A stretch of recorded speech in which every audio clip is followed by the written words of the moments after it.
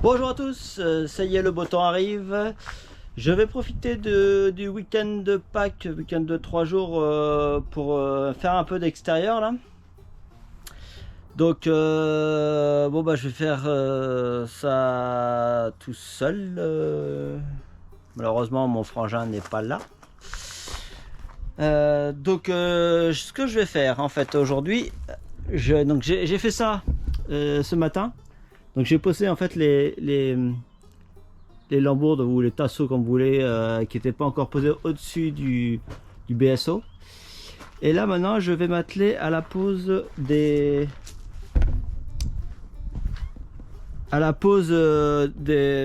tasseaux horizontaux. Donc celui-là je viens juste de le poser et avec le niveau à bulle, donc il est horizontal. Donc je vais faire les autres maintenant et puis je vais essayer de monter au fur et à mesure. Donc je vais profiter du samedi là pour faire ça. Et après peut-être que dimanche et lundi je vais faire un peu de placo pour éviter de faire trop de bruit en fait. Voilà, donc je vous montre ça. Les explications, il n'y en aura pas beaucoup. Pourquoi? Alors il faut juste d'avoir un bon départ de niveau pour que toutes les clous après du bardage soient bien alignés. Et je vais me fabriquer un petit support là pour me faciliter la pose des tasseaux à l'horizontaux. Donc il faut un anthrax de 40. Donc je vais me faire deux petits supports de 40 pour pouvoir poser les tasseaux dessus et monter au fur et à mesure. Ça me fera une troisième main grosso modo. Donc rien de particulier. Là c'est des tasseaux de 27 par 45 qu'on pose. Espacement 40, alors pourquoi espacement de 40? Je crois qu'il y avait une raison avec le DTU, ou il y a aussi une raison avec les tasseaux aussi, parce que les 27-45 vous pouvez les poser mais avec un anthrax maxi de 40. Mon frère vous redira ça au cas où. Allez, je commence et je vous montre.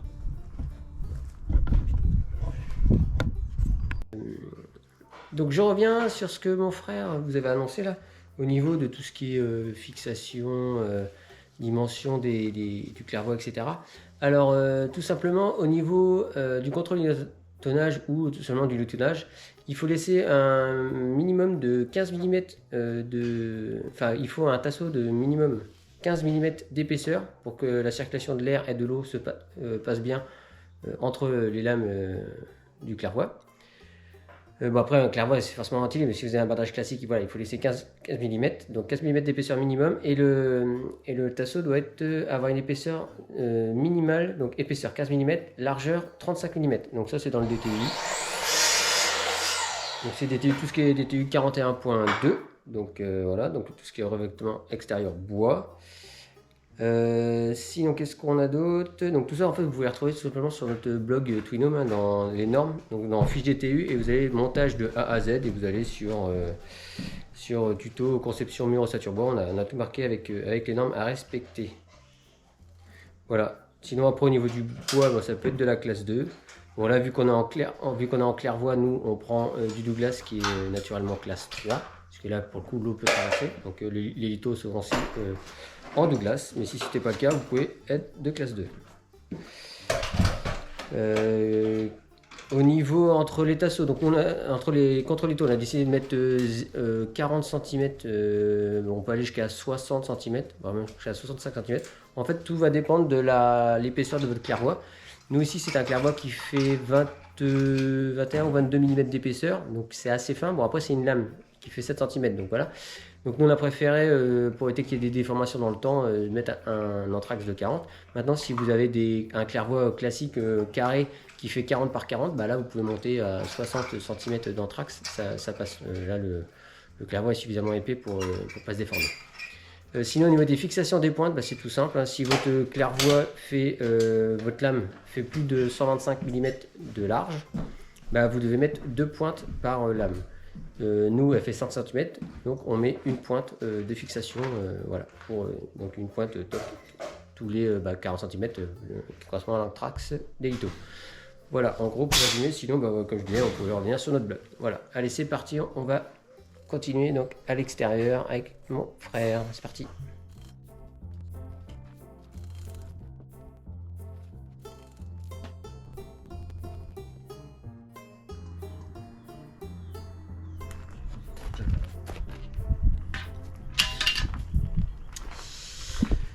Donc ça va être la plus grande difficulté, ça va être grosso modo de réaligner tous les tasseaux verticaux. Je vais devoir remettre quelques petites cales derrière pour être sûr et certain d'être bien verticaux et au niveau des tasseaux à l'horizontale, là, que tout repose bien correctement pour avoir un alignement parfait. Donc ça va être assez long.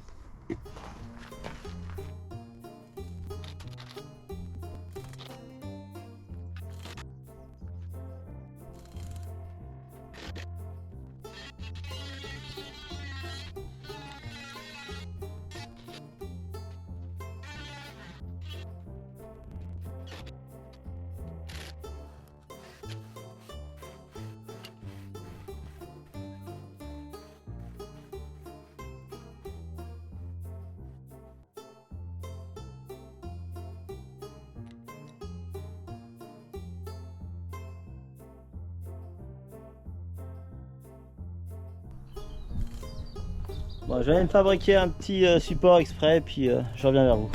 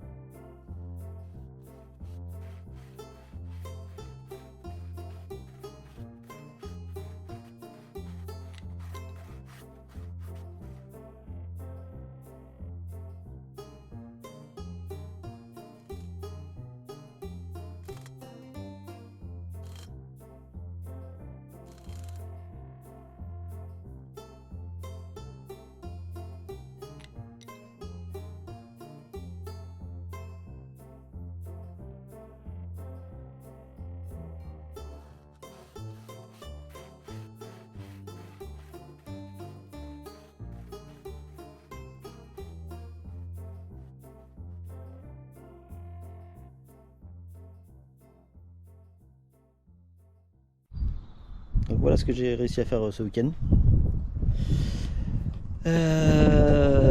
J'ai fait la partie contre-lattage pour le clairvoie. Voilà. Et après maintenant je vais aller. Alors j'ai pas tout fait hein, parce qu'il il me reste au niveau de la porte d'entrée, mais sinon voilà, j'ai fait ça. Donc ça rend pas trop mal. Après il faut que ce soit utile. Voilà, donc là avec les beaux jours qui arrivent, c'est plus facile de travailler. Donc week-end prochain, je pense que je recommencerai à faire du clairvoie.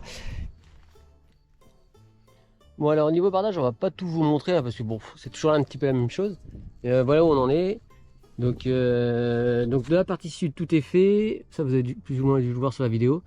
Ici, il faut que je mette le tasseau en 60 par 40 là, pour qu'on puisse ensuite continuer au-dessus là. Ici aussi d'ailleurs, il faut que j'en mette un là. Voilà. Et voilà. En attendant, bah, on fait ce qui est à notre hauteur. Hop. Donc là, on en est là. Voilà. On va essayer de, d'ici la fin de semaine, finir tout le contrôle du tonnage au moins, ce serait bien. Et peut-être commencer le clairvoie. Allez, on continue et on vous montre ça au fur et à mesure.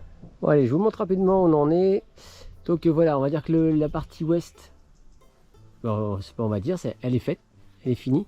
Sachant que la dernière barre du haut, ici, on va l'ajuster finement, puisque en même temps au-dessus on a une sorte de, comme une fausse couvertine, on vous montrera là. C'est utilisé surtout pour quand les murs sont super épais comme chez nous. C'est extérieurement vous avez l'apparence que c'est une couvertine, mais c'est moins épais et pour le coup c'est moins cher. Et vu que nous on a de l'EPM de toute façon au-dessus de l'acrotère, on peut se permettre de le faire. Évidemment si vous n'avez pas d'étanchéité au-dessus de l'acrotère, faut mieux mettre une couvertine quoi. Ou alors faut mettre un enduit d'étanchéité avant de le mettre. Voilà. Allez, maintenant on va sûrement passer côté nord ou de l'autre côté parce qu'il il commence à faire chaud. Donc on va aller à l'endroit où il y a de l'ombre. Allez, on continue.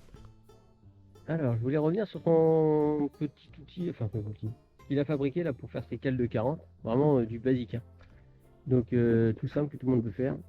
C'est un tasseau, voilà. Sur un côté, il a fixé un petit morceau de bois là qui dépasse de 2 cm, quoi. Voilà.